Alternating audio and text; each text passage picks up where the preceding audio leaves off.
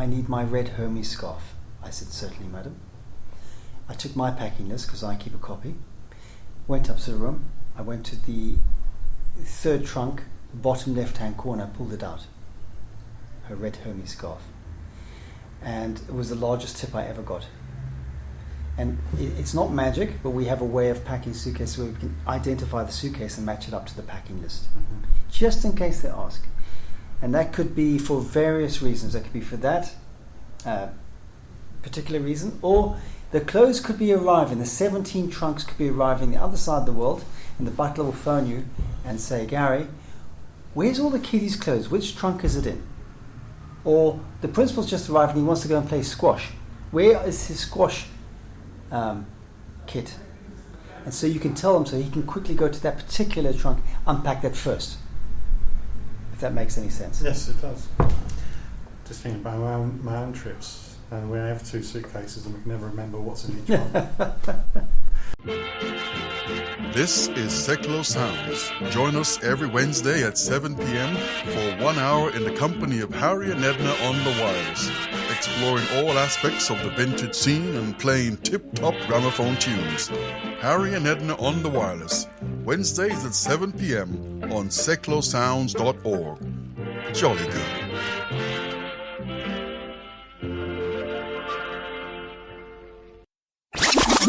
Sound a big thing now. Hi, blessings to each and every one of you. Join me, Darren Hoy, with the Reggae Takeover Show for 2 hours of the finest reggae vibes, each and every Wednesday, 9 through to 11 p.m, here on Seklo Sounds. Don't miss out on your weekly Sunshine Fix, featuring Roots, Rude Boy, Dub, Lovers Rock, Ska, One Drop, and much, much more. So go on, give your sound system a treat. Join me, wind down low, and skank the night away. One love.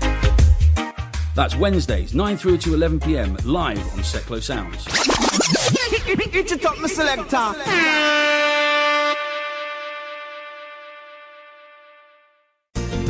You're listening to the John Guinn Travel Show on seklosounds.org. I'm speaking to Philip Sykes and Gary Williams from the British Butler Institute.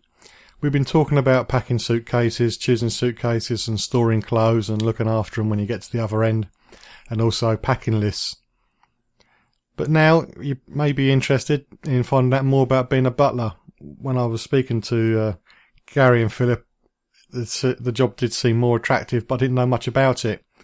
As far as the travel industry is concerned, the closest I got to butlers is when tour resort in the Caribbean, they offer butler service in certain rooms. But it's a little bit beyond my pay scale, so I haven't tried it yet. So I wanted to find out more about people using butlers, more about their job, and whether people still actually use them. Is it still a big industry, or is it dying out? So that's what we're going to talk about now. Moving away from packing and moving on to being a butler now, do many people still use butlers? I would say very much so. It's definitely something which is becoming more apparent. More people are engaging in the industry from both sides, so people training to become butlers because there are these butler jobs. I think with the world's become a smaller place, it's become many sort of emerging markets become very wealthy, and therefore people have decided that having a butler is quite a nice addition to the household and to their lives. So yeah, I would say butlers more and more, and there's been obviously, as you can appreciate, quite a lot of television coverage with Downton Abbey and the likes, so it seems to be very in vogue, and I think more and more people are also realising how useful a butler can be. To be honest, I've not seen Downton Abbey, but I do remember Upstairs, Downstairs when I was younger, so all my idea about being a butler is based on that. But what's it really like? Well, look, essentially you still have the skills to deliver those old skills, the old sort of stereotypes you see, which is polishing the silver, delivering the wine, perhaps doing the dining service.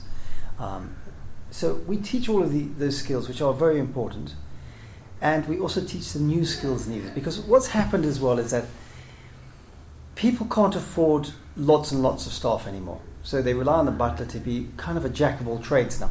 So you've got butler, cook, chauffeur. There's a multitude of tasks the butler has to do now. Look after contractors, set up events, etc., etc. So there's, learn how to deliver cocktails, as I say, cooking, concierge skills, travel arrangements. It's a plethora of things. Organising the private staff for the private jet, organising staff in the other homes, getting ahead of the principal to the other residents and opening up the house. So it's not as Gary mentioned earlier, the people are keeping staff costs down, but utilising the butler more and more to do more things. The other thing is pet care. We have to look after pets. We have to, concierge, look after all the travel arrangements on occasion. We go to a roastery school where we learn how to make coffees, the different types of coffees, because clients want good quality coffee delivered.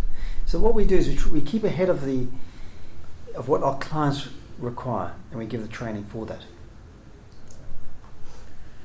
It seems that it's quite a busy job. You're doing lots. Does it mean long hours and limited time off? Is it something for a single person, or can a family man do it?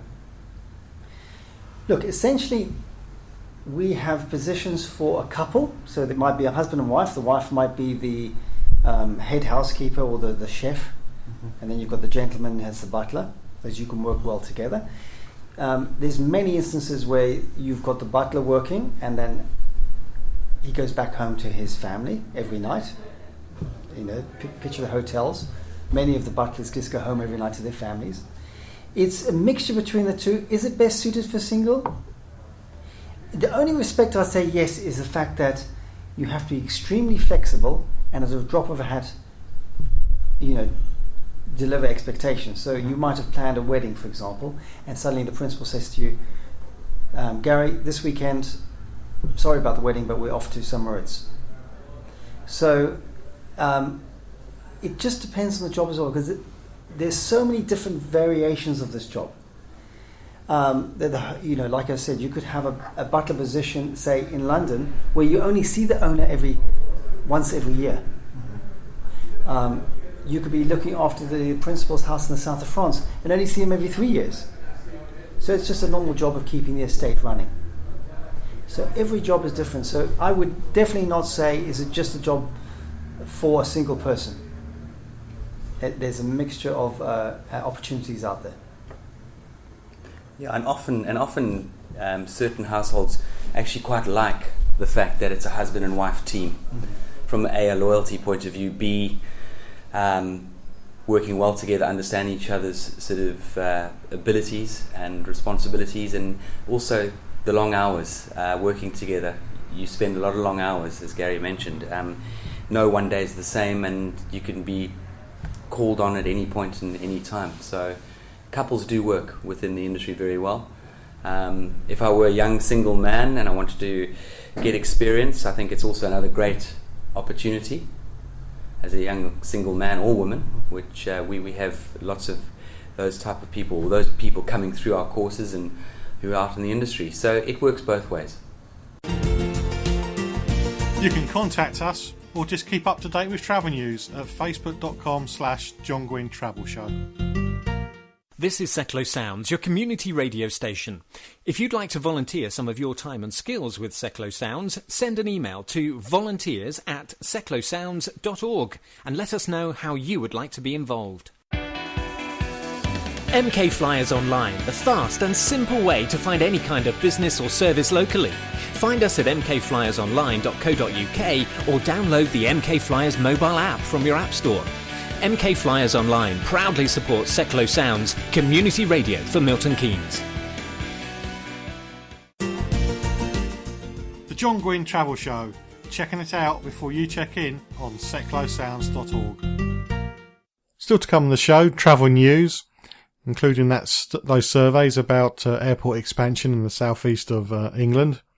But at the moment, I'm coming to the end of my chat with Gary Williams and Philip Sykes from the British Butler Institute.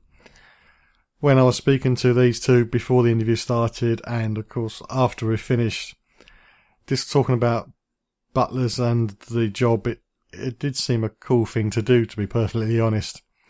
And we've talked about people still using them just now, but now we're going to ask that question, which I'm sure you're all here dying to know the answer to, and that's what's the pay like?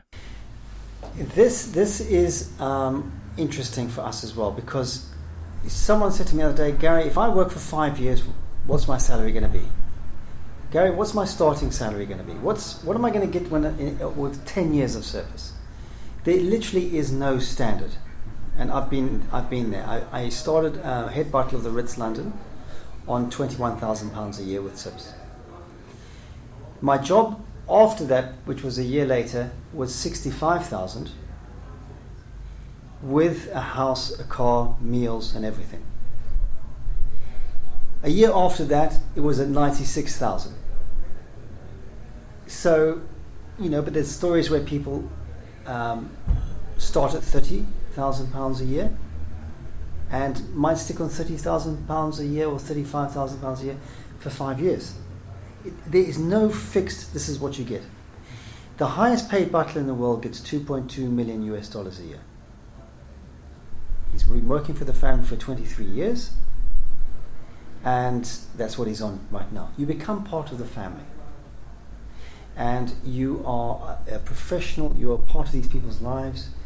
It isn't unusual to be tipped. I know certain butlers have been tipped cars, bonuses have been houses. And, on the other side of the scale, you could be in a hotel and love it on £25,000 a year and stay there for 25 years. Let us be clear, though. The more money you earn, the more you don't have a life, basically. Yeah. That's it.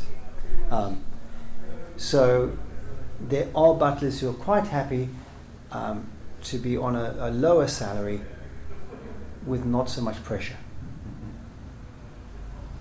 But a good butler can make a good living, make no mistake, and it comes with the perks. And I think a good butler, focused, dedicated, reliable, and consistent, is always going to be within a job, make no mistake. Sounds quite attractive now. It is an attractive career because, we've got many people that come on the course from totally different backgrounds, now entering the industry into something they've never done before, and finding gainful employment at good salaries with very little experience as such.